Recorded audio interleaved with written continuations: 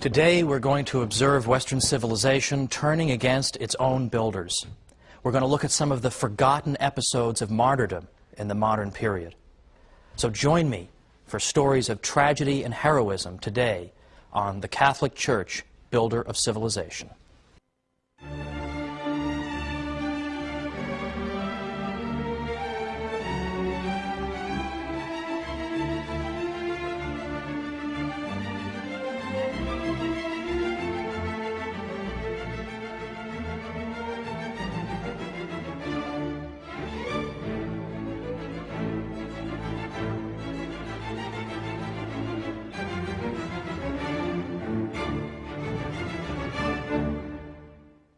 Welcome to the Catholic Church, Builder of Civilization. I'm Thomas Woods. Today we're talking about martyrdom, and we're talking about some of the forgotten episodes of martyrdom that have occurred within the Catholic world in the modern period. Some of them will be familiar to you, but others perhaps not. And yet each of them, it seems to me, should be known by everybody. Each of them would make an extraordinarily moving motion picture. And yet, nothing so far. That's a note to all you Catholic movie makers out there. There's no short supply of movies of great heroism. Now, I've chosen particular episodes that I think aren't especially well known or deserve to be better known.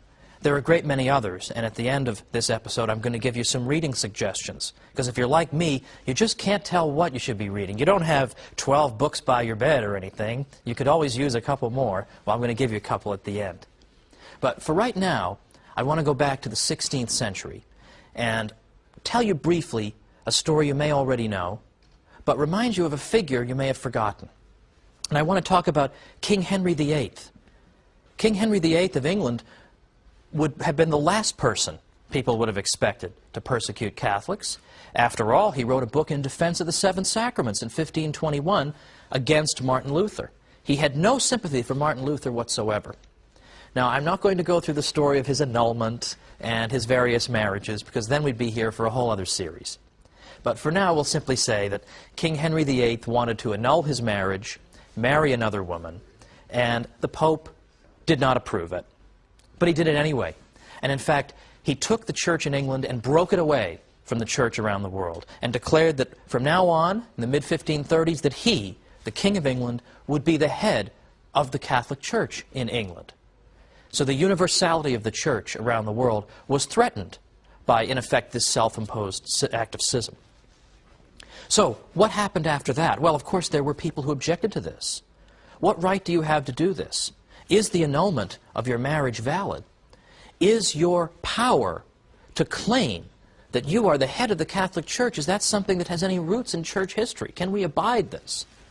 Now, many of you know about the story of St. Thomas More, the former Lord Chancellor who opposed what the king was doing and could not, in conscience, support him, and was executed. Now, St. Thomas More, in the year 2000, was declared by Pope John Paul II to be the patron saint of politicians, which I thought was a particularly mischievous move, meaning that politicians should, in effect, be so committed to their consciences and to the truth as to be willing to make the ultimate sacrifice for them. But there is a forgotten figure in this story, and that's Bishop John Fisher of Rochester. John Fisher was a diminutive figure. He was a very old man and frail and sickly, and he was the one bishop who had the courage at that time to stand up and say that he could not accept what the king was doing. Now, there have been great times of heroism among Catholic bishops in the history of mankind. For example, during the French Revolution, Catholic bishops were exemplary in many cases. But here we had just the one example of John Fisher, and he was loved by everyone. And on that day when he came out of the Tower of London, holding his small Bible as they led him to be executed, the people gathered and watched, and he addressed them and told them, said to the Catholic people, that I have come here to die for Christ's Catholic Church. And he was executed. But my favorite part of this is a popular story that followed thereafter, because his head, Bishop John Fisher's head, was placed on a pike and placed along with the heads of some monks who had also resisted the king on London Bridge. Now, during his life, John Fisher had been very pale in complexion and indeed sickly looking. But in death, with his head on that pike, his face took on a reddish hue, such that he looked healthier and more alive than ever. In fact, this was such a spectacle that people began making small pilgrimages to visit his head, such that the government finally just had to take it down. I sure hope that story is true, because they deserved to be rebuked by John Fisher even in his death. Now, 400 years exactly after the deaths of these two great men, in 1935, they were canonized. And so we call them St. Thomas More and St. John Fisher. But I taught Western civilization at the college level in New York for 7 years. And I always looked for a good textbook. And the textbook always told us about the heroism of St. Thomas More. And of course, there's the wonderful movie, The Man for All Seasons. But I never found a single textbook that told us about the sacrifice of John Fisher, this glorious bishop who had been treated so badly by the regime, who had been maneuvered and manipulated into saying things that could be declared criminal and treasonous. His is an extraordinary witness, and we ought to have recourse to him very often. But even after the death of King Henry VIII in 1547, that wasn't the end of the troubles people had in England trying to follow the Pope.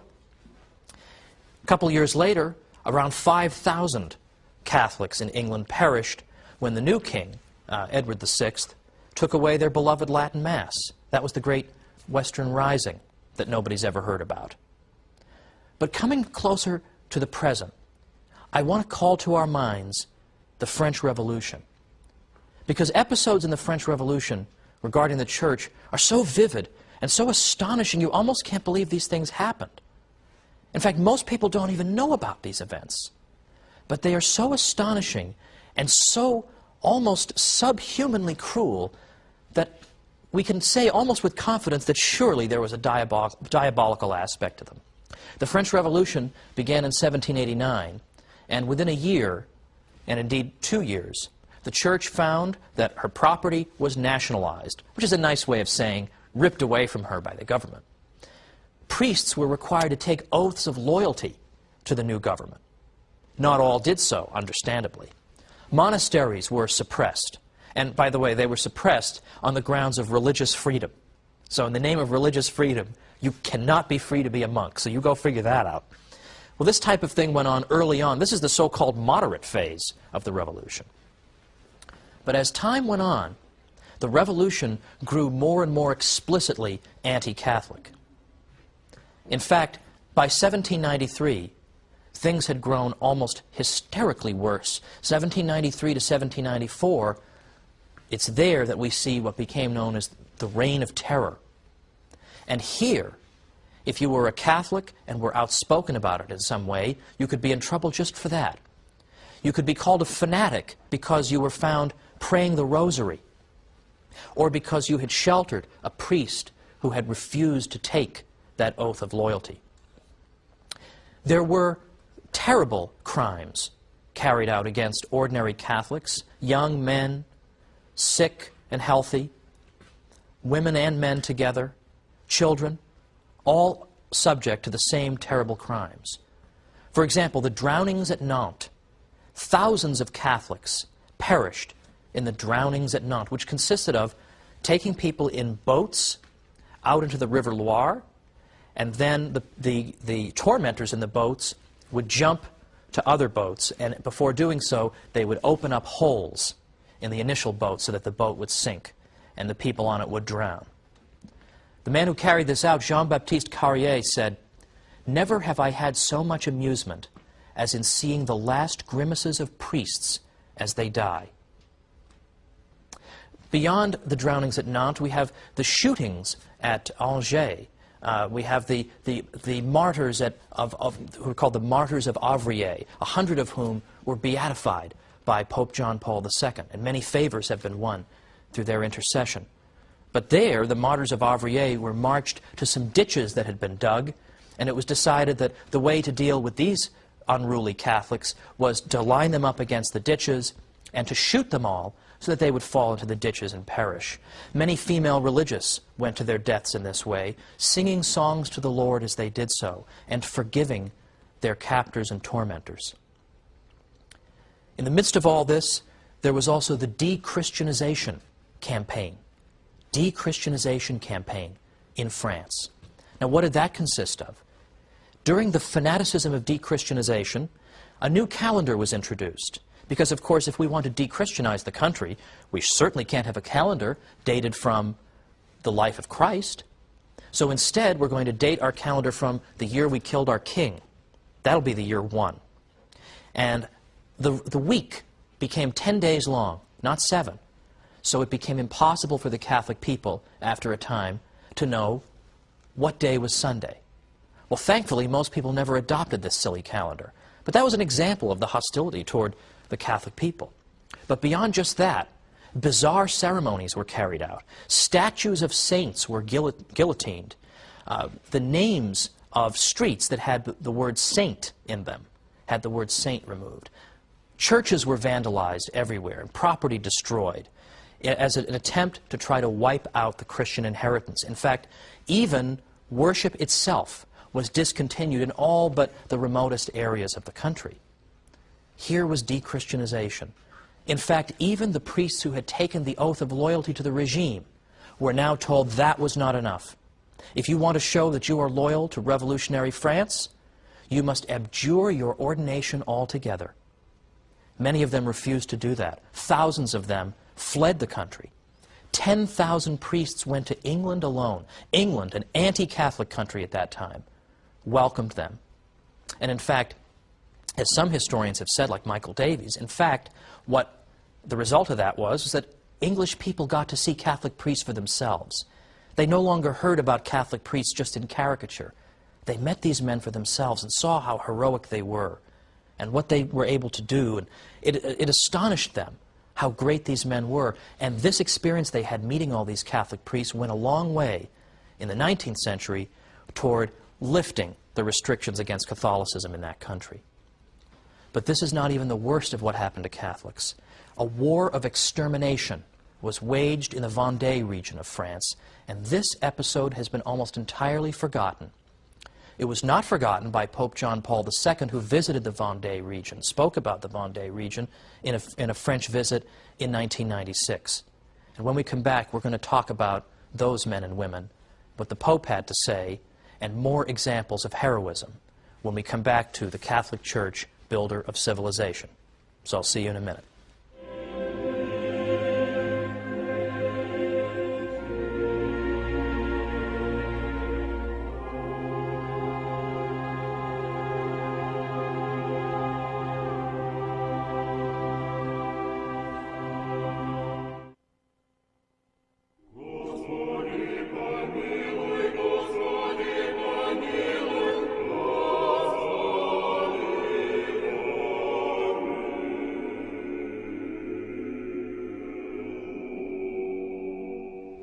Welcome back to the Catholic Church, builder of civilization. I'm Thomas Woods. Today we've been talking about cases in which Western civilization, in effect, has turned against her own builders. And we've seen the suffering that Catholics have endured in a great many contexts. And I'm just giving the tip of the iceberg, I promise, of what has happened to Catholics over the centuries that nobody knows about. Now, we started off talking about the French Revolution, and I mentioned that the Vendée region of France was subject to a particularly vicious campaign during the Revolution. The Vendée was the area that was most resistant to the French revolutionaries. And orders were given to go into the Vendée and exterminate these people. Every single person who was moving should be killed. People should be bayoneted and hacked to bits. They were ordered to do that. But the people of Vendée stood up and resisted the best they could. And when Pope John Paul II was in France in 1996, he was there, incidentally, to observe the 1500th anniversary of the baptism of Clovis, who was the Frankish king who accepted Christian baptism and thus bestowed upon France the title of the eldest daughter of the Church. The Pope was there to commemorate that. But he spoke about the particular sacrifice of the people in the Vendée. And he said, "You who were born in the land of the Vendée are the heirs of men and women who were courageous enough to remain faithful to the Church of Jesus Christ at a time when her freedom and independence were threatened." In the numerous acts of witness that have come down to us, it is moving to see that the people of the Vendée remained attached to their parishes and their priests in spite of the cruelty of persecution. Now today, if you even say the word Vendée, with how many people will it ring bells? Essentially none. These are episodes that are in serious danger of being forgotten. No one has taught them in the first place. But if we have respect for all peoples, we need to know about the sufferings of all peoples. Now, I'd like to make particular mention of what happened to Catholics at the beginning of the Russian Revolution. Because, of course, most Russians, inasmuch as they were Christians, were in the Orthodox Church. So we sometimes forget about the fate of the Catholic Church because it was relatively not so numerous. But still, I'm interested in this episode because of how much it reveals about anti-Catholic persecution and modern atheistic governments. Now, we're talking about the late 19-teens into the early 1920s. These are the early years of the Bolshevik Revolution, when the communists have taken over and Lenin is in charge. Now, initially, what they did was they made it a crime to engage in religious education to anyone under 18. So you can't form the minds of the children. The communists will form the minds of the children.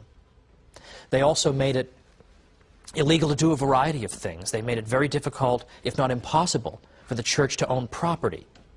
They established atheistic propaganda and encouraged and fostered atheistic propaganda all over the place.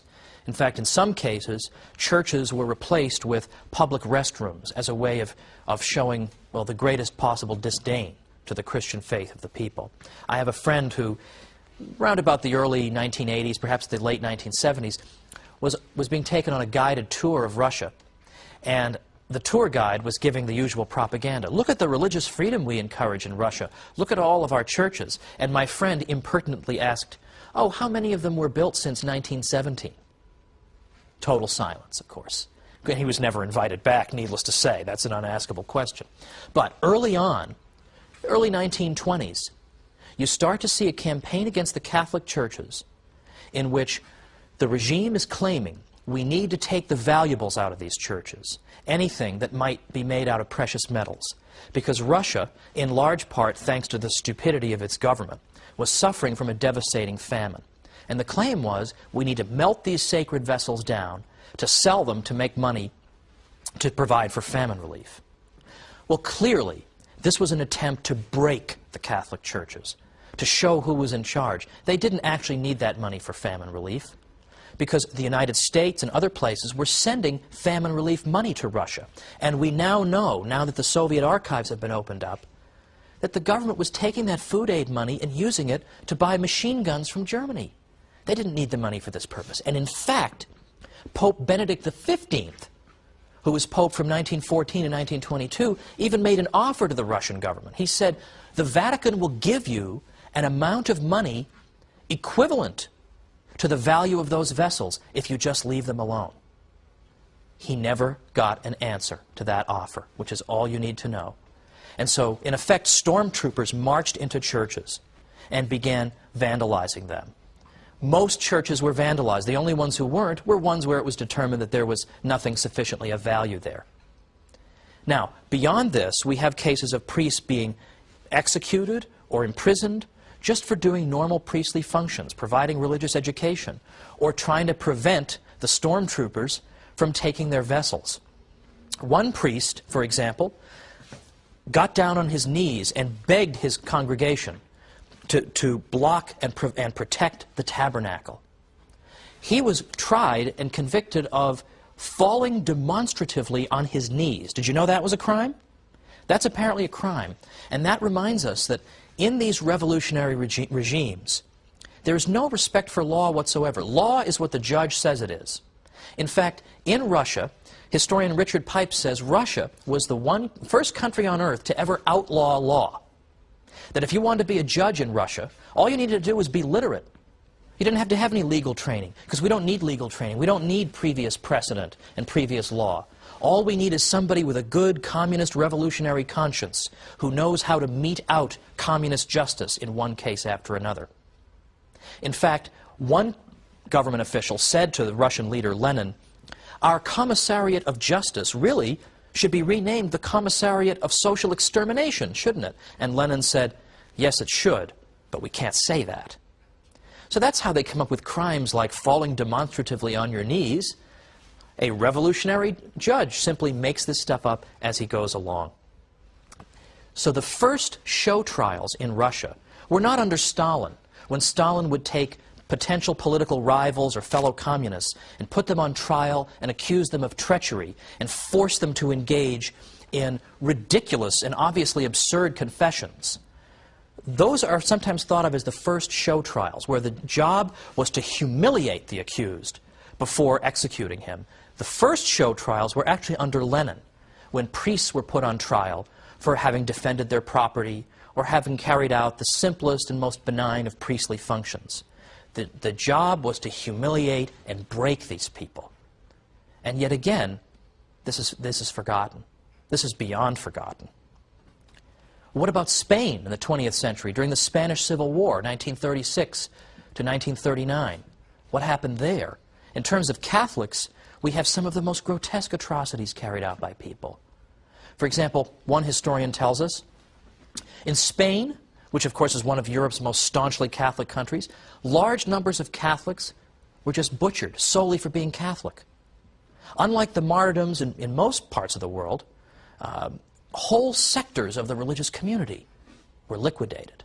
At least 6,832 priests and religious were martyred, including 13 bishops. In the 20th century, probably no country witnessed so much bloodshed among its clergy. Another source, an incalculable number of laypersons were killed because of their religious associations, either as well-known churchgoers, members of fraternal and charitable religious organizations, or as the fathers, mothers, brothers, sisters, and friends of clerics. Some were killed because they professed their faith by wearing some outward symbol of belief, perhaps a religious medal or a scapular. Some were killed for acts of charity, for granting refuge to clerics attempting to escape this terrible fury. It is impossible to determine the number of these laypersons who were slain for their faith. And nor was the anti-clericalism limited to killing. Thousands of churches were burned, religious objects were profaned, nuns' tombs were opened, and the petrified mummies displayed to ridicule, and religious ceremonies were burlesqued. Indeed, practically any imaginable anti-clerical act was not only possible, but likely. And still another writer tells us, as they entered a village, that is, in effect, anti-Catholic stormtroopers, you may as well call them, their first object of attack was the church. There, the communists and their henchmen would round up the priests and religious, as well as anyone who protested, wreak all kinds of destruction and sacrilege, and then pour round after round of ammunition into the tabernacle of the parish church. Now, unfortunately, my friends, we could go on and on. We could talk about the sacrifices Catholics made under the terrible Nazi regime, about the thousands of priests interned at Dachau. We could talk about the sufferings in Mexico. There's so much we can talk about because there were sufferings all over the world in the 20th century. In Africa, all over the world, people perished because of their faith. Now, unfortunately, this is largely a forgotten story. The Black Book of Communism does tell a lot of the atrocities of the communists, and that is a very important thing because people, in effect, don't seem to care or have forgotten about these crimes. But that book doesn't really give us the information we might want about people who died specifically because they were Catholics and not just because they were anti-communist. So the book I would recommend is a book by Robert Royal, called Catholic Martyrs of the 20th Century.